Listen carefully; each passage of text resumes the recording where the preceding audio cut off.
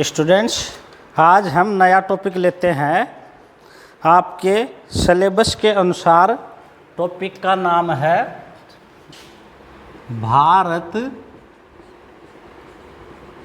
600 ईस्वी से 1000 ईस्वी। ये आपका टॉपिक है। कुछ स्टूडेंट्स की मांग थी कि ये टॉपिक हमें पूर्णतः क्लियर नहीं हुआ है, तो इसको विशेष रूप से बताया जाए।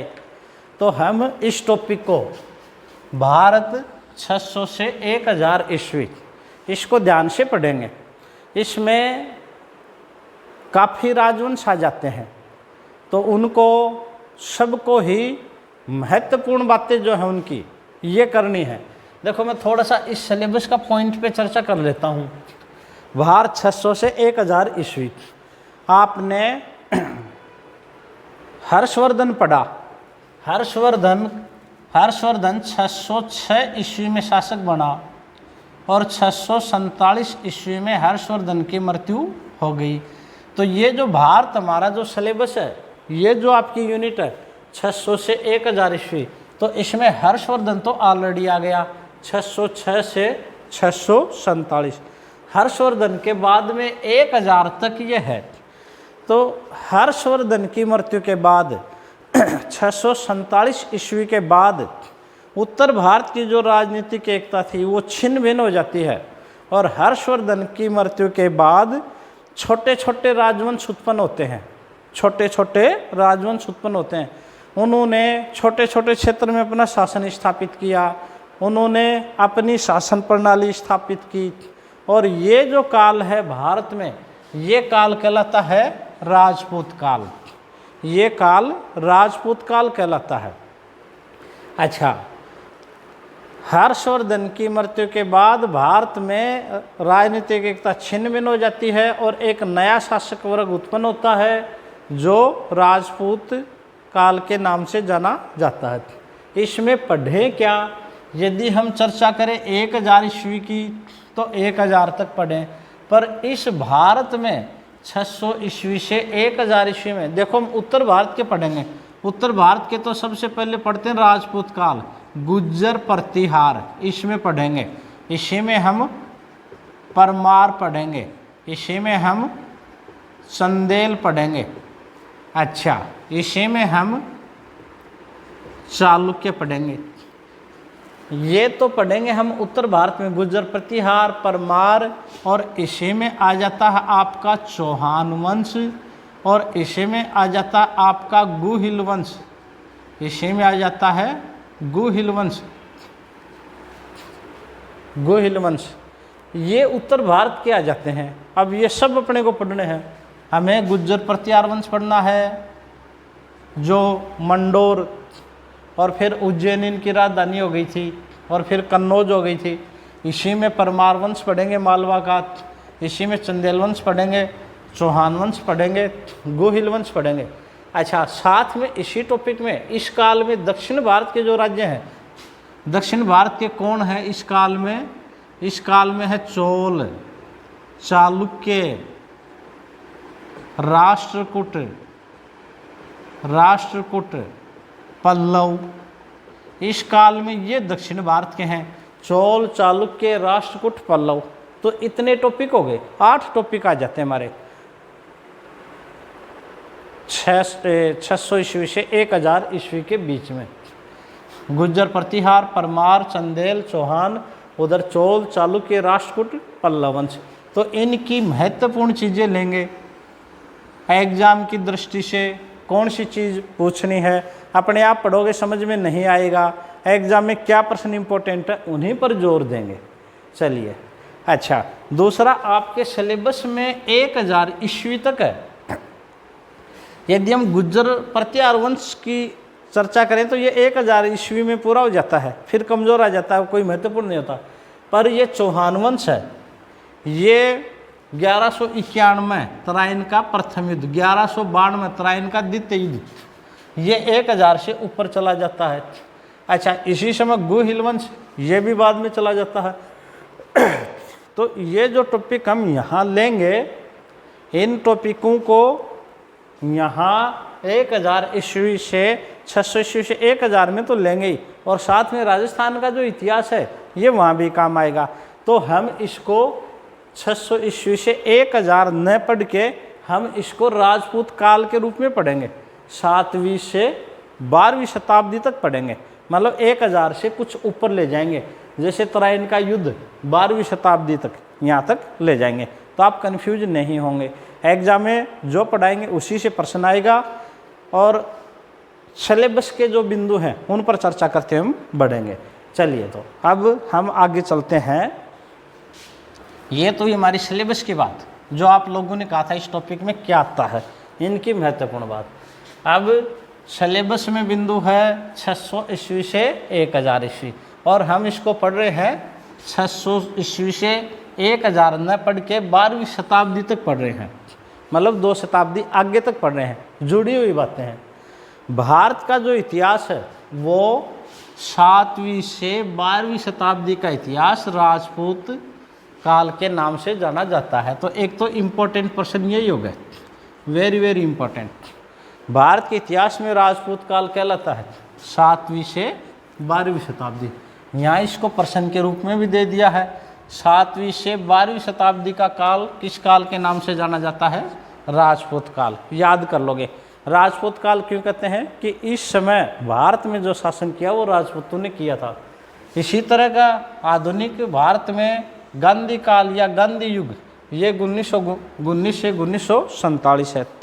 ये भी इम्पोर्टेंट है, पीछे हम कर चुके हैं, इसको एक बार पुनः दोहरा लेते हैं। भारत के इतिहास में गांधी काल या गांधी युग कब से कब है? 1919 से 1947।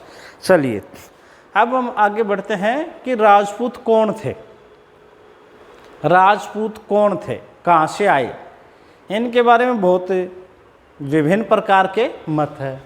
तो सबसे पहले तो ये जो राजपूत शब्द है इसकी उत्पत्ति संस्कृत भाषा के राजपुत्र से हुई है।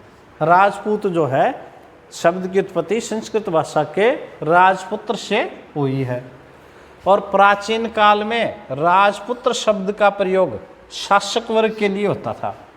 शासक है, उच्च अधिकारी हैं, सामंत हैं, उन सब के लिए, शासक वर्ग के लिए कौन सा शब्द प्रयोग होता था? राजपुत्र। और आगे चल करके यही जो राजपुत्र शासक वर्ग के लिए प्रयोग होता था, और आगे बाद में चल करके ये राजपूत जाति के रूप में परिवर्तित हो गया। तो इससे एक बात स्पष्ट हो गई कि राजपूत हैं ये पहले शासक वर्ग के लिए आता था, और फिर राजपूत किस में परिवर्तित हो गई? एक जाति के रूप में परिवर्तित हो गई। अब राजपूतों की उत्पत्ति के सिद्धांत, ये वेरी वेरी इंपॉर्टेंट एग्जाम की दृष्टि से। हर एग्जाम में एक प्रश्न आ जाता है राजपूतों की उत्पत्ति में। अभी हर आपकी एग्जाम में आया था, हर बार आता है। देखो, राजपूतों की उत्पत्ति के संबंध में विभिन्न विद्वानों में मतभेद है। पाश्चात्य इतिहासकार या यूरोपीय इतिहासकार ये तो मानते राजपूतों को विदेशी जातियों की संतान, विदेशी संतान। कौन क्या क्या कहता है? सबसे पहला और इम्पोर्टेंट मत है अग्निकुंड से उत्पत्ति का सिद्धांत। अग्निकुंड से उत्पत्ति का सिद्धांत, ये सिद्धांत सर्वप्रथम एक पुस्तक है पृथ्वीराज रासो, ये लिखी थी चंद्रवरदाई ने। इस पुस्तक में, चंद्रवरदाई की पुस्तक पृथ्वीराज रासो में सर्वप्रथम अग्निकुंड का सिद्धांत दिया गया। इसमें क्या था? इस अग्निकुंड के सिद्धांत में कहा गया है कि माउंट आबू पर्वत पर वशिष्ठ मुनि राक्षसों से परेशान हो गए थे, और यज्ञों की रक्षा हेतु उन्होंने अग्निकुंड से मंत्र बोल करके अग्नि से पहले तो 3 योद्धा उत्पन्न किए, और जब उन तीनों से भी राक्षस काबू में नहीं आए तो चौथा योद्धा उत्पन्न किया। तो राजपूतों की उत्पत्ति अग्निकुंड से आबू पर्वत पर वशिष्ठ मुनि ने की। ये सिद्धांत दिया था पृथ्वीराज रासो में, और किसने दिया था? चंद्रवरदाई में। तो यहाँ खूब इम्पोर्टेंट बन रहा है, वशिष्ठ मुनि ने आबू पर्वत पर यज्ञ कुंड से यज्ञों की रक्षा तो 4 योद्धा उत्पन्न किए। कौन कौन से थे? वेरी वेरी इंपॉर्टेंट, अच्छी तरह से याद कर लेना। सबसे पहले कौन थे? गुज्जर प्रतिहार, हम पढ़ेंगे गुज्जर प्रतिहार। दूसरा कौन था? परमार। तीसरा कौन था? चालुक्य, चालुक्यों को ही क्या बोल देते हैं? सोलंकी। और सबसे अंत में कौन थे? चौहान। यहाँ एक प्रश्न और बनता है, सबसे अंत में किनको उत्पन्न किया? चौहानों को। सबसे अंत में किसको उत्पन्न किया? चौहानों को। ये चंद्रबरदाई पृथ्वीराज चौहान के दरबारी मित्र और कवि थे, तो चौहानों को विशेष महत्व दिया था, तो सबसे शक्तिशाली चौहानों को बताया है। आप इस बात को याद कर लेना, बहुत बार पूछा गया है एग्जाम में। क्या प्रश्न आता है? वशिष्ठ मुनि ने अग्निकुंड से निम्नलिखित में से कौन सा योद्धा उत्पन्न नहीं किया था? पहला ऑप्शन गुज्जर प्रतिहार, दूसरा परमार, तीसरा सोलंकी, और चौथे में दे देगा राठौड़, या चौथे में दे देगा गोहिल। तो ये दोनों नहीं थे। ये प्रश्न मेरा एक बार गलत हुआ है, मैंने चालुक्य रट लिया, गुज्जर प्रतिहार, परमार, चालुक्य और राठौड़ दे दिया। अब मैंने सोचा कि चालुक्य तो रटा हुआ था, चालुक्य उसने दिया नहीं, सोलंकी दे दिया। फिर सोचा कि राठौड़ तो बहुत शक्तिशाली थे, वो तो अग्निकुंड से होंगे ही। पर आप याद रखना, चालुक्य और सोलंकी दोनों ही अग्निकुंड से उत्पन्न है, एक ही हैं। गुजरात में शासन किया था इन्होंने। कौन उत्पन्न नहीं थे? एक तो राठौड़, अक्सर जो एग्जाम में पूछा जाता है, राठौड़ और गुहिल, इन दोनों की उत्पत्ति अग्निकुंड से नहीं बताई है। तो अग्निकुंड से उत्पत्ति वाले कौन है? गुज्जर प्रतिहार, परमार, चालुक्य, सोलंकी और चौहान। आधुनिक इतिहासकार सूर्यमल मिश्रण तथा मूणोत नैन्सी ने भी इस मत का समर्थन किया है। कौन से का? अग्निकुंड का। मूणोत नैन्सी को राजस्थान का अबुल फजल कहा जाता है, राजस्थान का अबुल फजल। आप बता सकते हो अबुल फजल कौन था? ये अकबर का नवरत्न था और फारसी इतिहासकार था अकबर का। और राजस्थान का अबुल फजल किसे कहा जाता है? मूणोत नैन्सी। मूणोत नैन्सी ने दो ख्यातें लिखी थी, एक तो नैनशिरी ख्यात, नैनशिरी ख्यात, एक मारवाड़ परगनारी विगत, मारवाड़ परगनारी विगत, ये दोनों लिखे थे। ये मारवाड़ परगनारी विगत को राजस्थान का गजेटियर भी कहते हैं, राजस्थान का गजेटियर भी कहते हैं, राजस्थान का गजेटियर भी। चलो, मूणोत नैन्सी राजस्थान का क्या कहलाता है? अबुल फजल। चलिए, पहला मत हो गया राजपूतों की उत्पत्ति का सिद्धांत अग्निकुंड से। किसने दिया? चंद्रबरदाई ने। किस पुस्तक में? पृथ्वीराज रासों में। कौन से वंश उत्पन्न हुए? गुज्जर प्रतिहार, परमार, चालुक्य, सोलंकी, चौहान। अब दूसरा मत आ जाओ, विदेशी जाति का सिद्धांत। ये मत पाश्चात्य इतिहासकारों या यूरोपीय इतिहासकारों ने दिया था। अच्छा, इसमें very very important, colonel James Tod जो राजस्थान के इतिहास के पितामह कहलाते हैं। कर्नल जेम्स टोड क्या कहलाते हैं? राजस्थान के इतिहास के पितामह। इन्होंने बताया था कि ये राजपूत हैं, ये विदेशी शकों को क्या बोलते थे? शीथियन, उनकी संतान है। और शक और शीथियन का ही मत किसने दिया था? William Crook. ये अंग्रेज इतिहासकार थे, कर्नल जेम्स टोड, इन्होंने शक शीथियन बताया, और विलियम क्रुक, इन्होंने भी शक शीथियन बताया। अब देखो, आप कल्पना करोगे, इंग्लैंड का आया हुआ कर्नल जेम्स टोड, जिसने राजपूतों पर बहुत ही शोध किया था और अपनी पुस्तक लिखी थी analysis and antiquities of Rajasthan. Colonel James Tod को राजस्थान के इतिहास के पितामह कहा जाता है। विश्व पटल पर, अब देखो, उस समय अंग्रेजों की अच्छी चलती थी, और एक प्रसिद्ध अंग्रेज इतिहासकार लिख रहा है कि राजपूत बहुत सम्माननीय थे, योद्धा थे। हल्दी घाटी की तुलना थर्मोपोली से की है, दिवेर की मैराथन से की है, हर घर घर में या हर दर्रे दर्रे में डायोनिसियस हैं। इस तरह की तुलना करके राजपूतों को विश्व स्तरीय सम्मान दिलाया था कर्नल जेम्स टोड ने। तो इन्हें इतिहास का पितामह कहा जाता है। तो इनकी इन्होंने क्या बताया था? शक शीथियन। और विलियम क्रुक ने भी क्या बताया था? शक शीथियन। एक वीए स्मिथ, इसने किसकी संतान बताया था? हुणु की। ये पटवारी के एग्जाम में पूछा था। कनिंघम को किसने बताया? कनिंघम ने क्या बताया था? कुषाण। ये रीट के एग्जाम में पूछा था। होने की संतान किसने बताया था? वी स्मिथ ने। तो आप याद कर लोगे। कर्नल जेम्स टेवड ने क्या बताया? शकिया शीथियन। स्मिथ ने क्या बताया? होणु की संतान। कनिंघम ने क्या बताया? कुषाण। गुप्त काल पढ़ते समय आपने पढ़ा था वी स्मिथ ने किसको भारत का समुद्रगुप्त बताया था? किसको भारत का नेपोलियन बताया था? समुद्रगुप्त को बताया था वी स्मिथ ने। इंपॉर्टेंट है, विदेशी मत। चलो अब आ जाओ प्राचीन वैदिक क्षत्रियों की संतान। प्राचीन वैदिक क्षत्रियों की संतान। प्राचीन काल में भारत की जो वर्ण व्यवस्था थी, ब्राह्मण, क्षत्रिय, वैश्य, शूद्र, तो उस समय जो क्षत्रिय थे, प्राचीन क्षत्रिय, जिनका कार्य था वैदिक क्षत्रियों का कार्य था देश में शांति व व्यवस्था बनाए रखना व आक्रमण से सुरक्षा रखना। तो पंडित गौरीशंकर हीराचंद ओझा ने राजपूतों को प्राचीन वैदिक क्षत्रियों की संतान बताया है। एक ये वेरी इंपॉर्टेंट है, ये एग्जाम में काफ़ी बार पूछा गया है। विशुद्ध वैदिक क्षत्रियों की संतान किसने बताया? राजपूतों को विशुद्ध वैदिक क्षत्रियों की संतान किसने बताया? ये किसने बताया था? सीवी वैद्य। सीवी वैद्य। अब अगला, ये इंपॉर्टेंट है, आपके एग्जाम में पूछा हुआ है।